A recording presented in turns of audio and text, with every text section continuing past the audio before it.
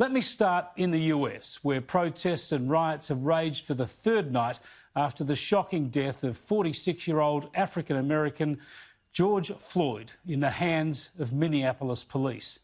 Buildings have been ransacked and others burned, people have been beaten and shot, police cars attacked, and the strife has spread from Minneapolis to Los Angeles and to other cities, including in Kentucky. Police and political leaders are calling for calm, but the trouble continues deep into Thursday night and the early hours of Friday US time. Investigators have asked the public for patience, given they are yet to arrest or charge any of the 4 police officers involved in Floyd's death, although they have all been dismissed.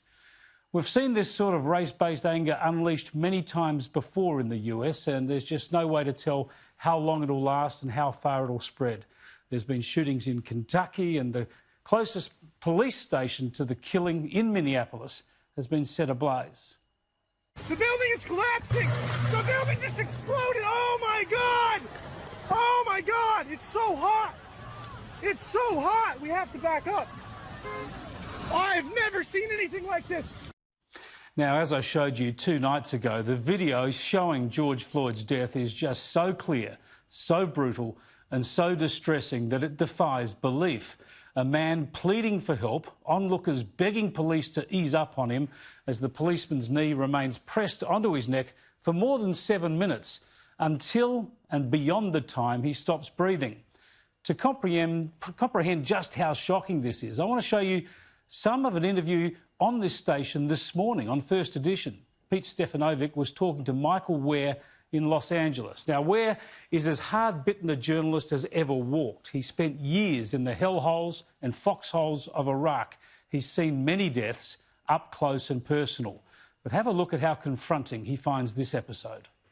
I've got to tell you, this has been a very emotional thing for me sitting here in Los Angeles because, okay, you show a very truncated version of the footage. It goes for minutes. Yeah.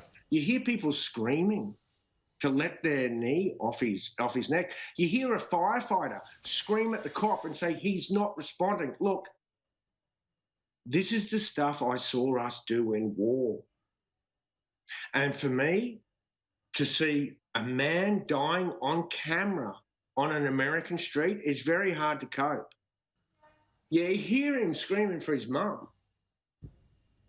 And you hear horrified people screaming to get your knee off him. He's dying, he's dying.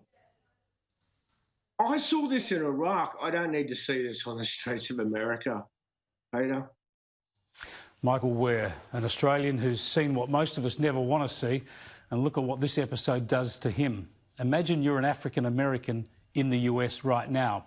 We need an end to the lawlessness, but this death was heartless and unspeakable. It should never, ever happen anywhere, let alone in the land of the free and the home of the brave.